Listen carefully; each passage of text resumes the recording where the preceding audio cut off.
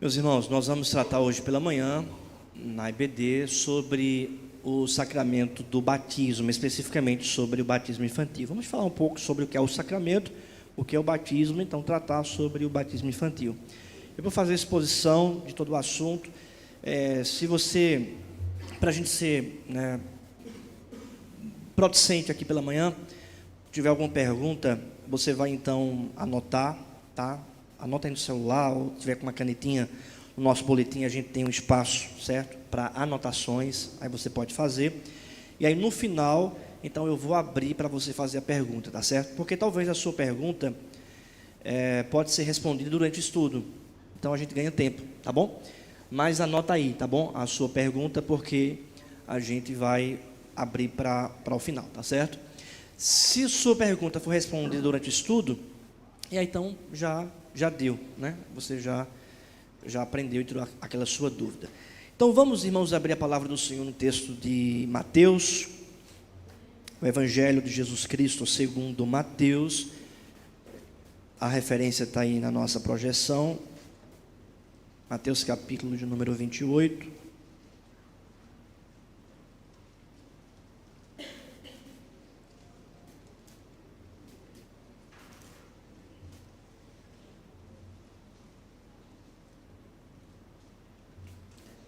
Versículo 18, 19 especificamente e o 20 também, tá bom? Quem encontrou, diga amém. Assim diz a palavra do Senhor. Jesus, aproximando-se, falou-lhes dizendo: toda a autoridade me foi dada no céu e na terra. Ide, portanto, fazei discípulos de todas as nações, batizando-os em nome do Pai e do Filho e do Espírito Santo, ensinando-os a guardar todas as coisas que vos tenho ordenado, e eis que estou convosco todos os dias até a consumação dos séculos. Vamos ler todos juntos o verso 19. Ide, portanto, fazei discípulos de todas as nações, batizando-os em nome do Pai e do Filho e do Espírito Santo. Vamos orar. Pai querido, lemos a Tua palavra. Nessa manhã, Senhor Deus, que seja instrução da parte do Senhor, que possamos aprender mais das verdades do Senhor e desse sacramento instituído pelo Senhor, que é o batismo. Nós te pedimos isso. Ilumina a nossa mente, que o Teu Espírito Santo nos dê entendimento para entender a palavra do Senhor. Assim nós oramos em nome de Jesus. Amém. Meus irmãos, os sacramentos fazem parte da tríade de uma igreja reformada.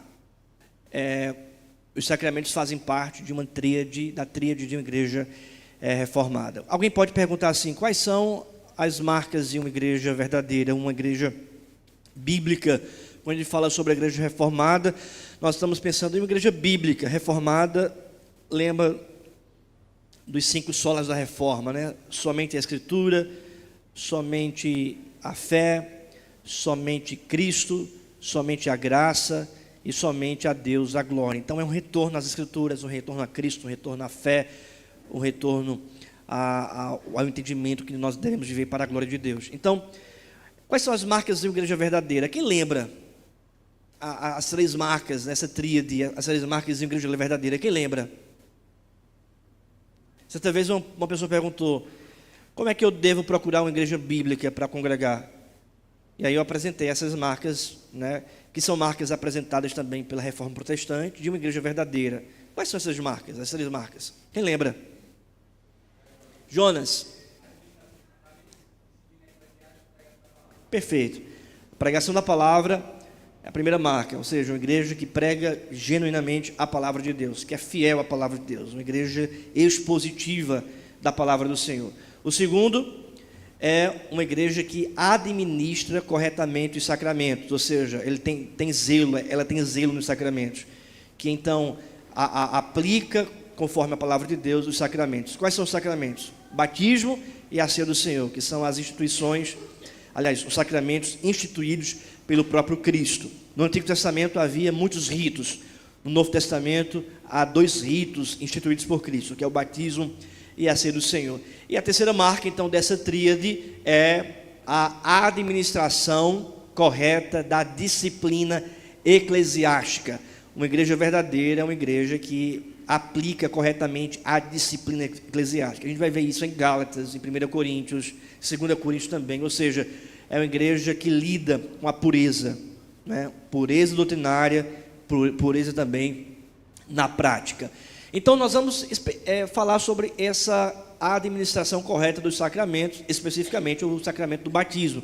O que significa, né, sacramentos? Significa sagrado, separado. É a palavra que vem do latim, ou seja, é tirado do uso comum para um uso espiritual. Isso a gente vê, por exemplo, na ceia do Senhor, o pão, o vinho, são tirados, né, do uso comum e são então utilizados para aquele momento espiritual. E também a questão da água no batismo é tirado para uso comum. O batismo não é simplesmente uma pessoa que vem aqui se banhar, não é isso, mas é um símbolo de algo espiritual. Então é tirado do uso comum para algo espiritual.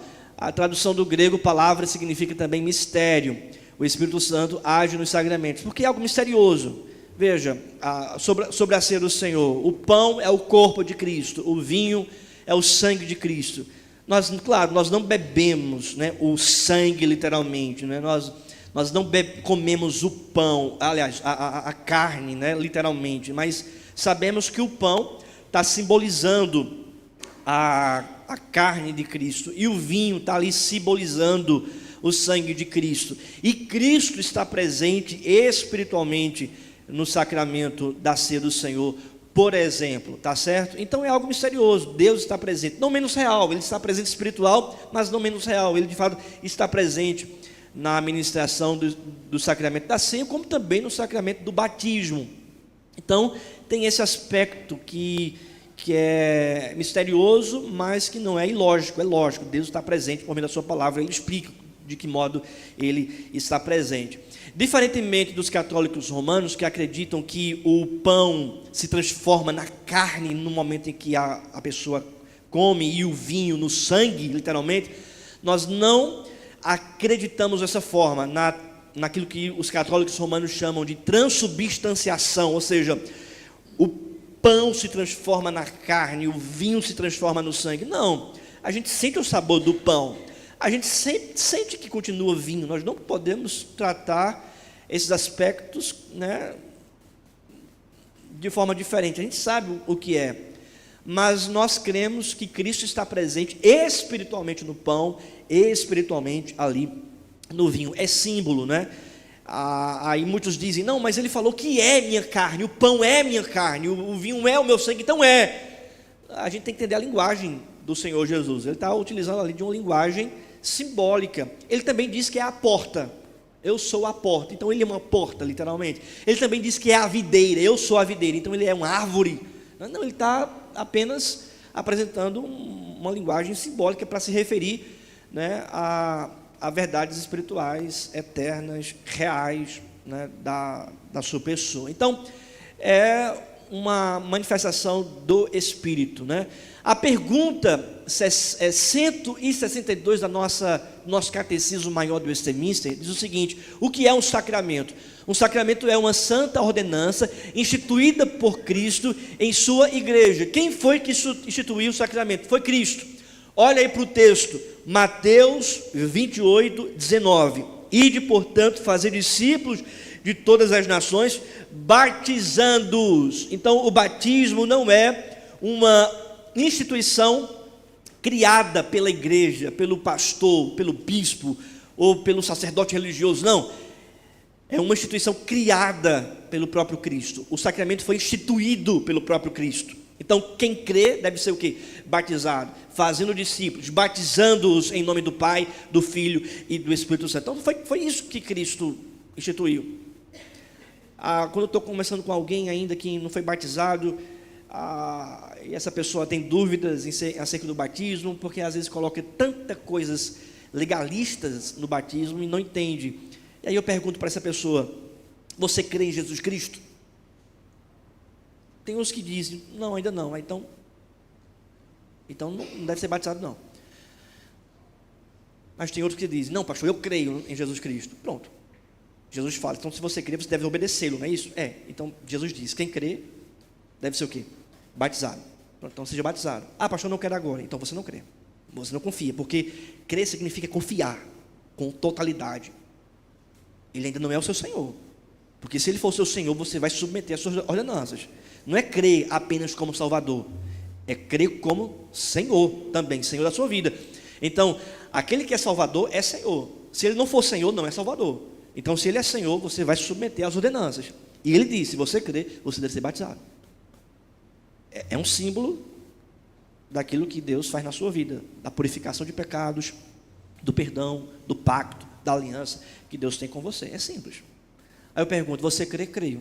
Então, se você crê, você deve ser batizado. Por quê? Porque Jesus disse isso. Pastor, Aí ele pensa, ora, eu creio.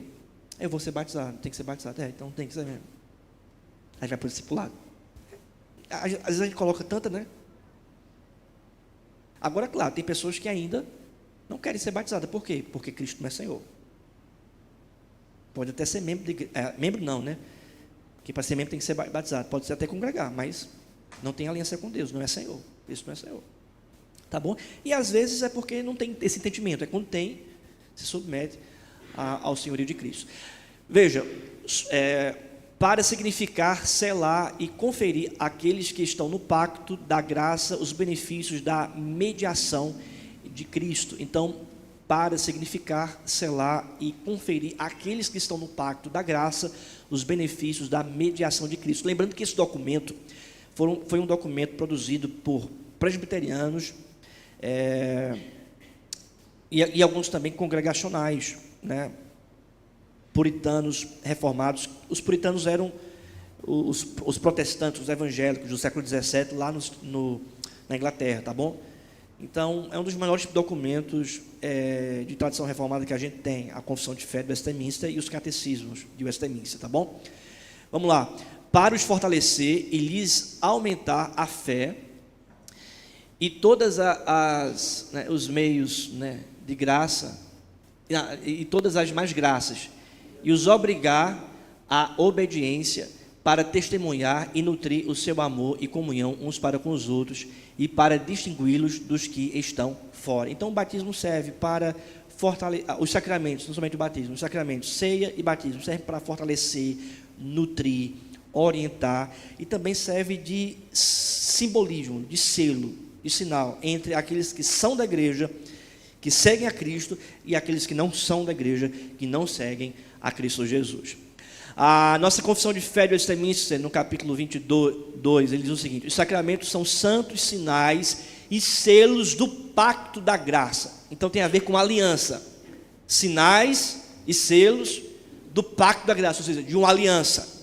Então, não se refere apenas a questões subjetivas de arrependimento, a questões objetivas também, de confessar a sua fé no Senhor Jesus, de entendimento, de confessar, mas se refere a uma aliança de Deus com o seu povo, e nós vamos entender mais sobre isso, para representar Cristo e os seus benefícios e confirmar o nosso interesse nele, bem como para fazer uma diferença visível entre os que pertencem à igreja e o resto do mundo, e solenemente obrigá-los ao serviço de Deus em Cristo segundo sua palavra. Ou seja, a igreja, ela apresenta a palavra de Deus, as ordenanças de Deus, mediante a pregação fiel das Escrituras Sagradas, e aqueles que fazem parte da igreja, que usufruem dos sacramentos e que foram batizados e usufruem da ceia do Senhor, devem então submeter-se à palavra de Deus pregada fielmente às Sagradas Escrituras, né? Então, essa submissão à palavra do Senhor. Quantos sacramentos nós temos? Cristo instituiu em sua igreja somente 2 sacramentos: o batismo e a ceia do Senhor. São claros, irmãos. São claros. Você não vê Cristo instituindo o casamento como um sacramento, né? Você não vê Cristo instituindo outros sacramentos. Você vê nos evangelhos apenas 2. 2 ordenanças bíblicas para a igreja, assim, de modo eclesiológico, né? Que é o batismo e a ceia. Nada mais que isso. Tá certo?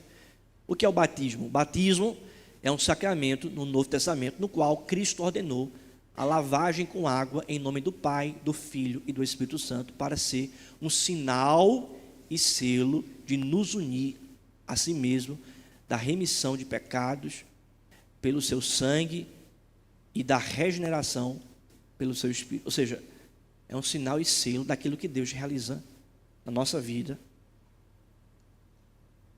e na nossa família. Certo? Veja, e da regeneração pelo seu Espírito, da adoção e ressurreição para a vida eterna. E por ele os batizandos são solenemente admitidos à igreja visível. São o quê? São o quê? Admitidos à igreja visível. O que significa isso?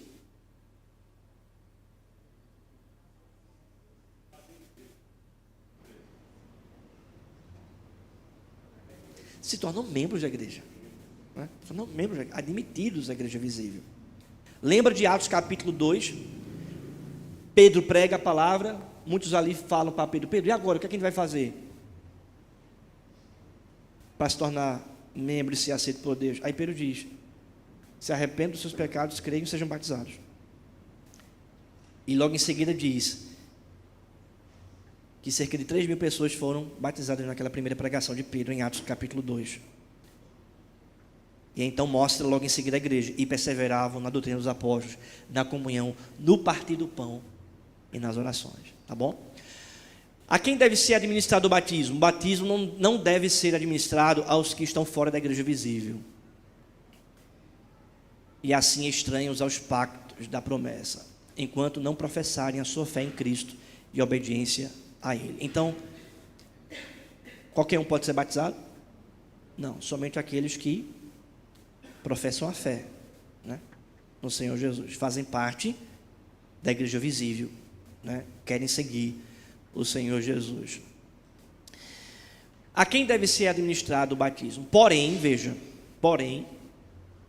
as crianças, onde eu quero chegar, as crianças cujos pais ou um só deles professam uma fé em Cristo e obediência a Ele, estão, quanto a isto, dentro do pacto, ou seja, dentro desta aliança, e devem ser batizadas.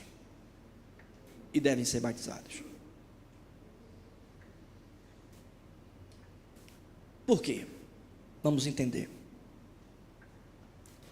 Lembra, as crianças daqueles que creem também fazem parte de um pacto, de uma aliança com Deus. Por quê? Vamos entender. No Antigo Testamento, nós temos um sinal que se chama a circuncisão. Um sinal e selo dessa aliança, que é chamado de circuncisão.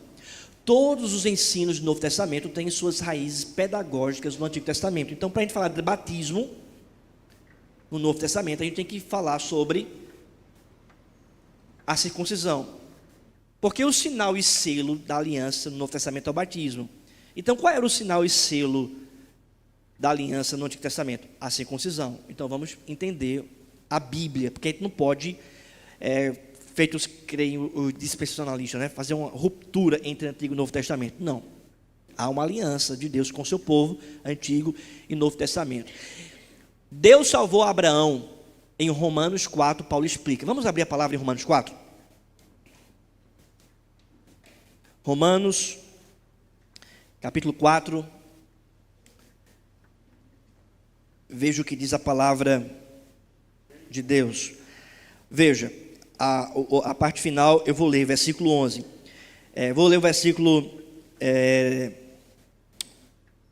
11. E recebeu, ou melhor, vou ler o versículo 9 para os irmãos entenderem. Vem, pois, esta bem-aventurança exclusivamente sobre os circuncisos ou também sobre os incircuncisos?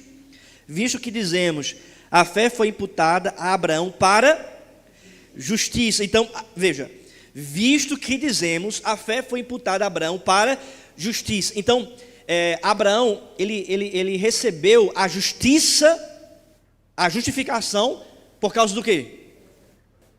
Por causa da obra de Cristo, mediante a fé. tá bom? Mediante a fé. A fé foi imputada a Abraão para a justiça. Versículo 10. Como, pois, lhe foi atribuída, estando ele já circuncidado ou ainda incircunciso? Como foi que ele foi salvo mediante a fé? Ele já era circuncidado ou ele era incircunciso? Não no regime da circuncisão, e sim quando incircunciso. Certo?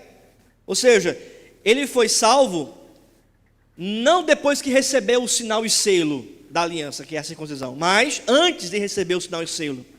Versículo 11. Vamos ler juntos?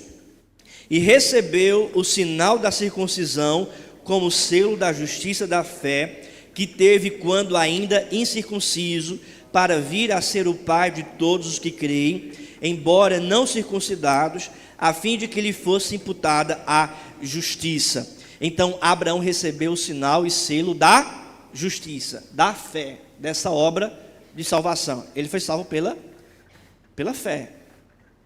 Vamos abrir aí no texto de Gênesis capítulo 15. Abra aí rapidamente, Gênesis capítulo 15.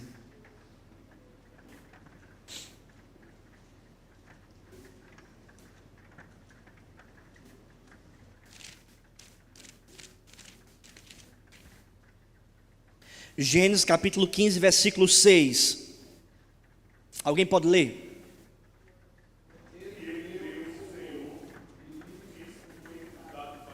Pronto, ele creu no Senhor e isso lhe foi imputado para a justiça. Isto é, ele foi justificado, salvo. Pois ele creu. A salvação é pela fé, não é pelas obras. Abraão foi salvo porque creu. Depois, em Gênesis 17, então o Senhor apresenta o selo e o sinal dessa fé e dessa aliança. Veja, Gênesis 17, versículo 7. Veja o que diz: estabelecerei a minha aliança entre mim e ti e a tua descendência no decurso das suas gerações, aliança perpétua para ser o teu Deus e da tua descendência. Então, ele recebe o selo da aliança. Que selo é esse? É a circuncisão. Veja o que diz o versículo 9. Disse mais Deus a Abraão: guardarás a minha aliança, tu e a tua descendência, no decurso das suas gerações. Esta é a minha aliança, que guardareis entre mim e vós e a tua descendência. Todo macho entre vós será o quê? Circuncidado. Versículo 11. Circuncidareis a carne do vosso prepúcio, será isso por sinal da aliança entre mim e vós. Perceba, ele é salvo pela fé e depois recebe o sinal. Paulo diz isso em Romanos capítulo 4, o texto que lemos. Em Gênesis 17, 7, então Deus estabelece essa aliança perpétua. Deus deu a Abraão um sinal, o símbolo para marcar aquele relacionamento pactual da aliança.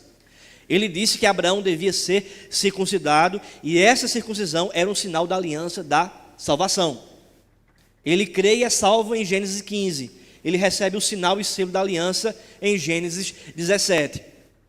Um sinal de limpeza, a circuncisão. Em Isaías 52:1, as palavras incircunciso e imundo são sinônimas, são palavras sinônimas. Assim, podemos dizer seguramente que Deus usou um sinal externo de limpeza para denotar limpeza espiritual e interna. Então, se a gente for ler, não vai dar tempo agora, mas se a gente for ler Isaías 52, nós vamos perceber que a palavra incircunciso é utilizada também para descrever impuro, ou manchado, ou imundo. E a palavra circuncisão, ou aquele que foi circuncidado, para descrever puro, que foi purificado, limpo, tá certo? Também denota essa limpeza, não é? Conforme está descrito em Deuteronômio 36. Veja, Deus manda Abraão aplicar este sinal da salvação às crianças nascidas em sua casa. Volte para Gênesis 17, veja o que diz o versículo 12. O que tem 8 dias será circuncidado entre vós, todo macho, nas vossas gerações, tanto o escravo nascido em casa como o comprado, a qualquer estrangeiro que não for da tua estirpe, com efeito será circuncidado o nascido em tua casa. Isto é, aquele que nasce deve ser circuncidado, ou seja, deve receber este selo e sinal da aliança. Da aliança. Abraão creu em Gênesis 15, Gênesis 17, 7, Deus estabelece o selo da aliança para ele. Mas em Gênesis 17, 12 em diante, Deus diz: o teu filho, a tua criança, aquilo que está na tua casa, os seus também devem receber esse sinal e selo da aliança. Mas como? Abraão poderia perguntar para Deus: mas como? Quem acreditou, quem confiou no Senhor foi eu, não foi meu filho, nem os nascidos em minha casa. Mas Abraão não questiona Deus. Abraão confia na palavra de Deus e diz: se eles estão na minha casa, se são meus filhos, se nasceram aqui, vão receber o sinal e selo da aliança. Considerações, vamos lá. Abraão foi um pecador, salvo pela graça por meio da fé. Ok? Segundo, Deus estabeleceu a circuncisão como sinal da salvação. Pensando no Antigo Testamento. Terceiro, o sinal da salvação seria aplicado às crianças, filhas de pais crentes. Porque Deus diz: a criança nascida em tua casa também vai receber esse sinal e selo. O batismo no Novo Testamento é um novo sinal. A circuncisão, ela então aponta para o batismo. Por que aponta para o batismo? Porque o sinal e selo da fé no Novo Testamento não é mais a circuncisão, mas é o batismo. Lembra o que o texto diz, que lemos, né? Tanto em Marcos 16 também fala: ide por todo mundo e pregai o evangelho, quem crê e for batizado. Ou seja, batismo é esse sinal. Vamos entender mais sobre isso. Jesus disse aos seus discípulos para fazer outros discípulos e os batizar. Quando Pedro apresentou o seu primeiro sermão, e 3.000 pessoas creram, imediatamente os apóstolos começaram a batizá-las, a batizar essas pessoas. Como a pessoa é batizada? É aplicada água ao indivíduo. No batismo bíblico, a água é aplicada à pessoa, em nome do Pai, do Filho e do Espírito Santo. Assim, Deus usa um símbolo externo para denotar uma realidade espiritual interna. Como a circuncisão, o batismo também é um sinal. Qual é o sinal hoje que a gente tem de pureza, de limpar? É a água. É a água, não é? No Antigo Testamento, esse sinal de limpeza apresentado pelos profetas, como por exemplo o profeta Isaías, era a circuncisão. Então nós percebemos o quê? Essa ligação. Quando alguém se convertia, não só essa pessoa era batizada, como a sua família também era. Veja, nós vemos alguns textos acerca desse assunto. Quando, por exemplo, o apóstolo Paulo prega a palavra a Lídia, em Atos capítulo 16. Diz o texto em Atos 16, que ela e todos os seus da sua casa foram batizados. O carcereiro foi batizado. Todos os seus foram batizados. Toda a sua casa foi batizada. Cornélio, Atos 10, todos os da sua casa foram batizados. Seria muita coincidência em todas essas casas não terem criança. Seria muita coincidência. Lembrando que, antigamente, o povo tinha filho, e muito filho. Era 20, 21, 22. Tem uns que estão caminhando, né, Diego?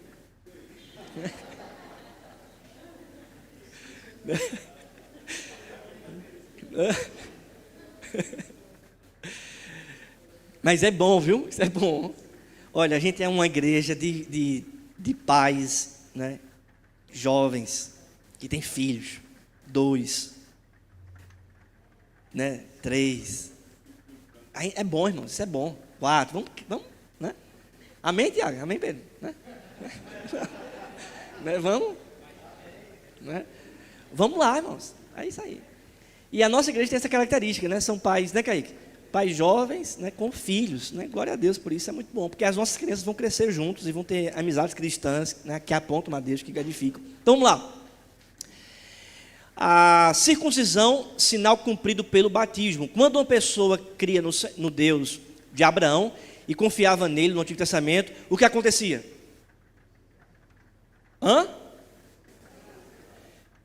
Era circuncidada essa pessoa. Tá aí. Qual era o símbolo externo que representava o coração limpo no Antigo Testamento? Circuncisão. Qual era o sinal externo que marcava a entrada de uma pessoa na comunidade de crentes do Antigo Testamento? Circuncisão. Circuncisão. O estrangeiro, quando chega, deve ser circuncidado. Circuncisão. Segura aí. Quando uma pessoa cria no Deus de Abraão e confiava nele no Novo Testamento, o que acontecia? Batizado. No Novo Testamento era o quê? Batizado. Qual era o símbolo externo que representava o coração limpo no Novo Testamento? O batismo, a água. Batismo. Qual era o sinal externo que marcava a entrada de uma pessoa na comunidade de crentes do Novo Testamento? O símbolo externo é o batismo. O símbolo interno seria o quê? A fé, o arrependimento. Mas o símbolo externo é o batismo. É o batismo. E aqui vai um ponto importante, irmãos. Eu gostaria já de aplicar agora aqui. É muito interessante, é muito bom. Eu acho fenomenal essa prática das igrejas reformadas, na grande parte dela, e principalmente de linha presbiteriana, batizar as crianças, dos pais crentes, claro, né? Porque é um sinal de que elas fazem parte da igreja. Os nossos filhos são membros da igreja. Fazem parte da igreja. E o sinal de admissão de membros é o batismo no Novo Testamento. Então, os nossos filhos não serão membros amanhã. São membros hoje. As crianças fazem parte da igreja hoje. E qual é o sinal disso? É o batismo. É o batismo. Vamos abrir a nossa Bíblia em Colossenses capítulo 2.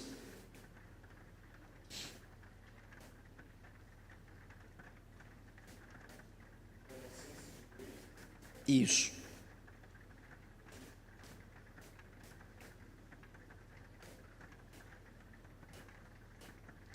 Colossenses capítulo 2, versículo 11.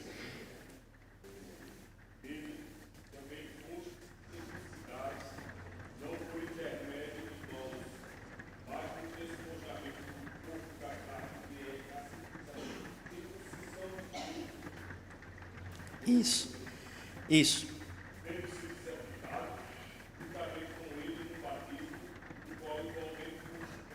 Perfeito. Gente, nós estamos aqui diante de um texto que liga claramente a circuncisão com o batismo, como selo e sinal da nova aliança para aqueles que têm esse pacto com Deus. Veja, nele também fostes o quê? Circuncidados, não por intermédio de mãos, mas no despojamento do corpo da carne, que é a circuncisão de Cristo. Ou seja, está falando da obra de Cristo sendo aplicada aos corações. Agora veja a referência logo de imediato ao batismo. Veja, tendo sido sepultados juntamente com ele, isto é, no batismo, no qual igualmente fostes o quê? Ressuscitados mediante a fé no poder de Deus que o ressuscitou dentre os mortos. Ou seja, o apóstolo Paulo está dizendo, olha, vocês receberam a obra do Senhor, vocês foram sepultados com ele e ressuscitados, e foram ressuscitados com ele, vocês estão ligados a Cristo. Os pecados, os seus pecados, Cristo levou para a sepultura. Ele ressuscitou e vocês também receberam vida. Ele vos deu vida. E qual então é o símbolo disso? O batismo. Porque ele diz: tendo sido sepultado juntamente com ele no batismo, no qual igualmente foste ressuscitados mediante a fé no poder de Deus, que ressuscitou dentre os mortos. Não é mais a circuncisão no versículo 11, mas é o que? É o batismo no versículo 12. Percebe a ligação? Não é mais a circuncisão, mas agora é o batismo. Então a gente vê claramente a ligação em circuncisão e batismo, Colossenses 2, 11 e 12. Deus e a família do Antigo e Novo Testamento. Bênçãos de Deus sobre as crianças por causa da fé que os seus pais demonstram no Antigo e no Novo Testamento. Eu coloquei o texto aí, mas você pode abrir em sua Bíblia também, se você quiser. Atos capítulo 2, versículo 39. Pedro prega a palavra. Pedro prega a palavra. Muitos ali então se arrependem dos seus pecados, são chamados pelo Espírito Santo, na verdade. Primeira pregação. Eles perguntam para Pedro: Pedro, o que quem deve fazer? Aí Pedro responde: vocês devem se arrepender dos seus pecados. E ele fala: e serem batizados. Por quê? Pois para vós outros é a promessa. Para quem? Vossos filhos, e para todos os que ainda estão longe, isto é, para quantos o Senhor nosso Deus chamar. A aliança é para vocês que estão crendo e se arrependendo, vocês devem ser batizados, mas também para vossos filhos e também para todos ainda que ouvirão o Evangelho e crerão no Evangelho. Há um livro escrito pelo pastor Paulo Anglada, defendendo o batismo das crianças que têm pais crentes. Ele escreve então dizendo: essa promessa não é somente para os adultos crentes, mas é para os filhos dos crentes, é para vós e para vossos filhos. O título do livro é justamente esse: para vós e para vossos filhos. Por que seria diferente, logo depois de Pedro falar sobre batismo, ele falar sobre logo depois de ele falar sobre batismo, ele falar sobre a promessa que alcança os filhos? Por que seria diferente? Por que seria diferente, visto que no Antigo Testamento o sinal da fé é também aplicado para as crianças, que é a circuncisão? Por que seria diferente? Por que seria diferente presumir que quando as casas inteiras eram batizadas no Novo Testamento, Cornélio, o carcereiro, a casa de Lídia, por que seria, melhor presumir que não havia crianças nessas casas? Que coincidência, né? Não ter crianças em nenhuma dessas casas. E a gente sabe que não é, porque Pedro é muito claro: para vós e para vossos filhos é a promessa. O ponto é novamente destacado em 1 Coríntios 7,14. Abra a sua Bíblia aí, 1 Coríntios 7,14.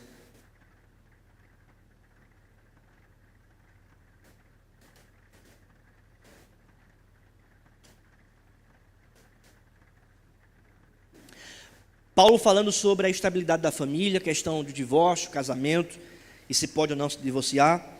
Aí veja o que diz o versículo 14: porque o marido incrédulo é santificado no convívio da esposa. O que Paulo está argumentando aqui, o contexto é o seguinte: olhe, mulher, você crente, não abandone o seu marido incrédulo. Não faça isso. Se você abandonar, é pecado. Você deve viver, porque a sua vida vai santificar a vida do seu marido. Você vai ganhá-lo,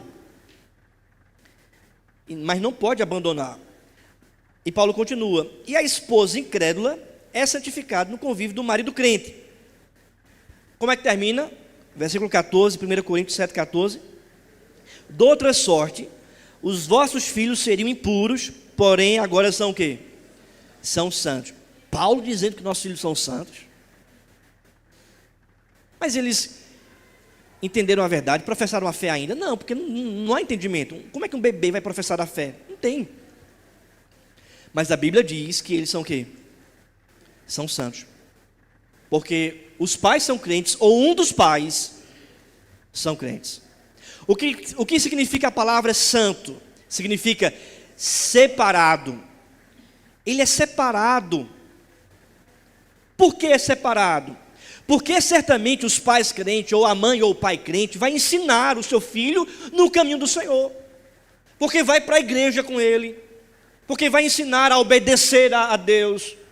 Porque vai ter um convívio santificado, separado pelo entendimento dos pais. A criança não é autônoma, vou fazer o que eu quero. Não, ela está o quê? Debaixo da orientação de quem? Dos pais. Então, automaticamente, ela vai ter o convívio que é próprio dos crentes, daqueles que já têm entendimento e creem. Ou seja, ela vai vir para a igreja, ela vai participar das graças, dos meios de graças, ela vai orar, ela vai ler a palavra, vai participar da escola dominical. Entende? Ela vai ter já essa direção separada do mundo. Separada do mundo. Os seus filhos, meus irmãos, os seus filhos são santos. É o que diz a palavra de Deus. Vossos filhos, de outra sorte, os vossos filhos seriam impuros, porém agora são o quê? São santos. Porém agora são santos. Então, se Paulo diz que eles são santos, separados, por que eu devo privá-los do sinal da aliança? Se eles estão com Deus, separados para Deus, e usufruem dessas benesses dos seus pais, por causa da aliança que Deus fez com seus pais e atinge os seus filhos. Culto, oração, leitura, obediência, instrução. Eles já fazem parte dessa aliança. Já fazem parte dessa aliança. Responsabilidades de um lar da aliança. Voltando a Gênesis, onde primeiro lemos que Deus disse a Abraão para pôr o sinal da salvação em seu filho. Deus disse isso em consideração, né, a Abraão. Em consideração a Abraão. Gênesis 18, 19. Vamos voltar? Abra aí a sua Bíblia só para você entender. Gênesis 18,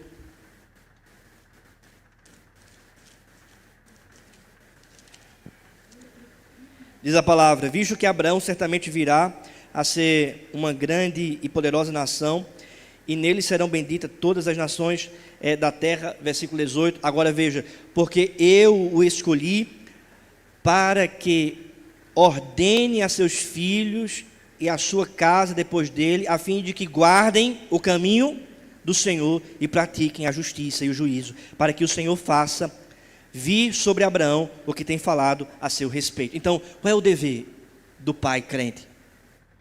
Ensinar os seus filhos. Deus ordenou, você deve ensinar os seus filhos a guardarem o caminho do Senhor e praticarem a justiça. Então perceba, o pai, ele tem um dever e uma obrigação diante de Deus, de ensinar o seu filho no caminho do Senhor, de ler a palavra para ele, de orar por ele e com ele, de trazê-los para o culto. É um voto diante de Deus que os pais fazem, né, ao apresentar os seus filhos a Deus pelo batismo.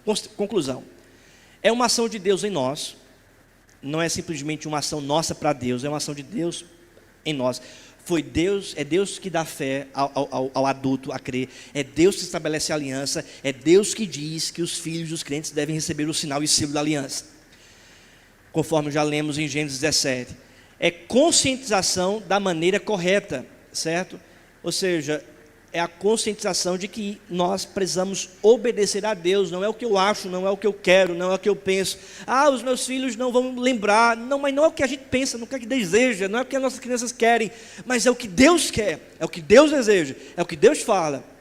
E também, irmãos, uma profunda alegria, Porque não tem coisa melhor do que você apresentar o seu filho a Deus, cumprindo a ordenança bíblica de que você crê no Senhor, então o seu filho também vai receber o sinal e selo da aliança.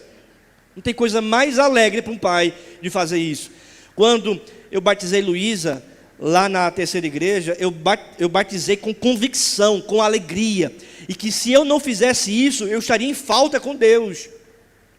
Eu batizei com convicção teológica, entendendo a ordenança bíblica, e vou, pela graça de Deus, querendo o Senhor batizar a Maísa, hoje à noite, com essa convicção, de que é uma ordenança bíblica, e que é uma alegria você, pai, mãe, apresentar então os filhos a Deus pelo batismo.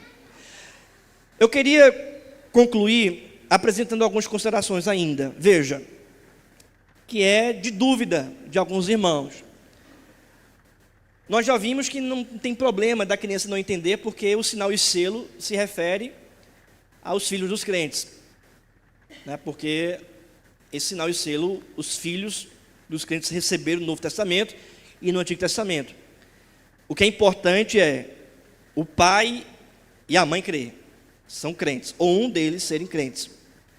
Lembrando que o batismo é sinal e selo, não é a causa da salvação.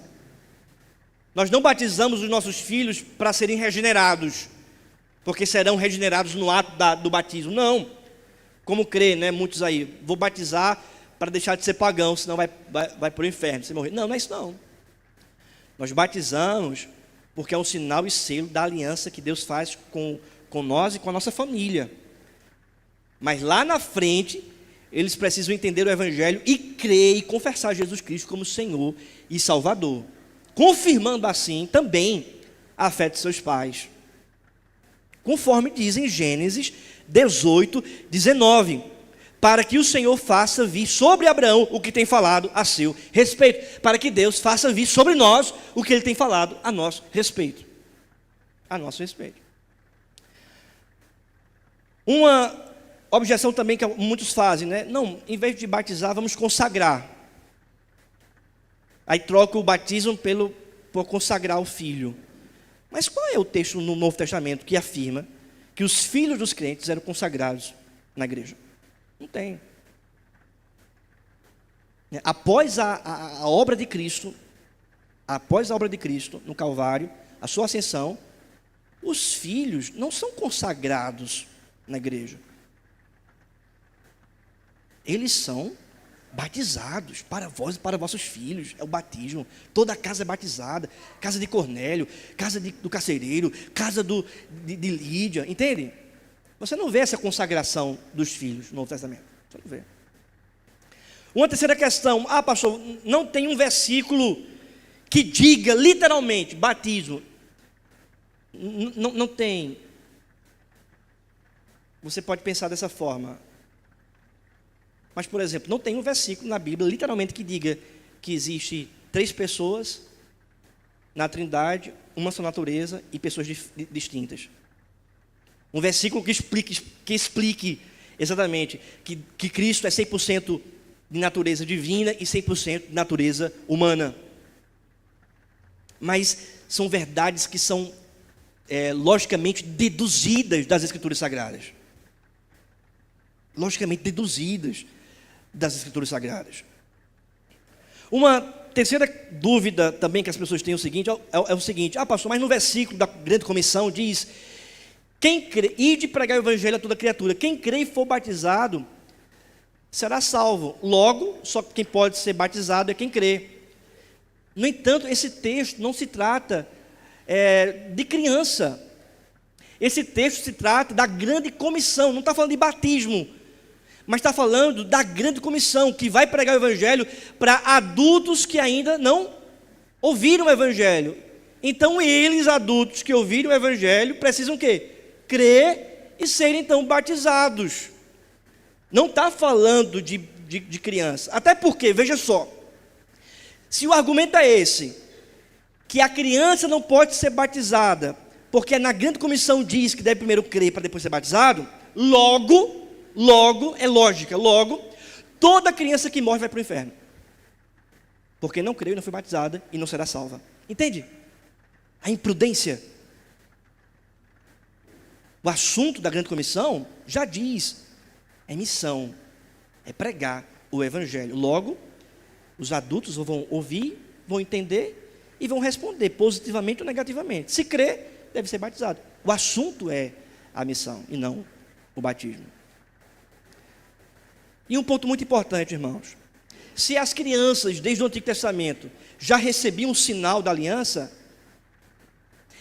para não batizar, deveria ter uma proibição no Novo Testamento. Já que era uma coisa natural, entende? Se era uma coisa natural da criança receber, então deveria ter uma proibição no Novo, para não receber. Mas não tem uma proibição. Pelo contrário, há uma reafirmação. Reafirmações disso. Há uma continuidade, não há uma proibição, mas uma continuação.